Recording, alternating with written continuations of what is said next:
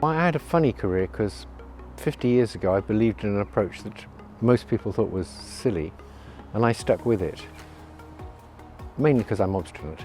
But I guess my advice would be, if you think people are doing things wrong, stick with your belief until you've understood why your belief is wrong. Most of the times when you think other people are doing it all wrong, it's because you don't understand something.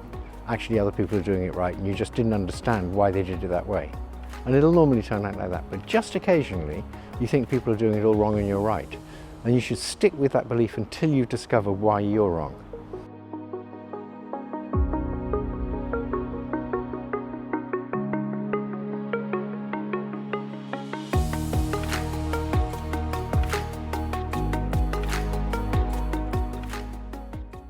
They can obviously be encouraging people to learn to use AI, so there's more possibility of people working with AI and becoming very productive and not being fired. They can also just keep on teaching people to think for themselves. As you get more and more pollution of the media by things like AI, it becomes more and more important for people to be able to sort of look at a conspiracy theory and say that just doesn't make sense.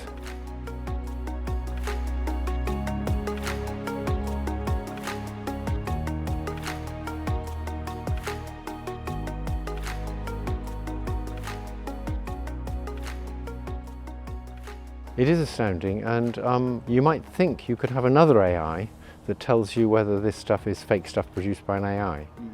But that approach is very tricky, because if you did have another AI that could tell when something was fake, it could be used by the first AI to produce stuff that passed the test, that didn't look fake. Yeah. And in fact, that's how the first really good images were generated by AI, by having two warring systems, one of which was trying to tell whether a generative system was producing fakes, and the generative system was trying to produce things the other one couldn't tell were fakes.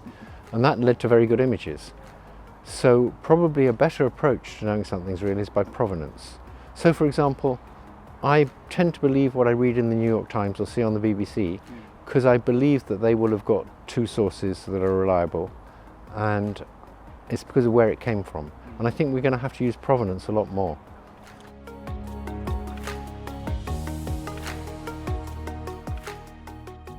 The main thing we can do is get the public to understand what's going on and the public to insist the politicians make regulations.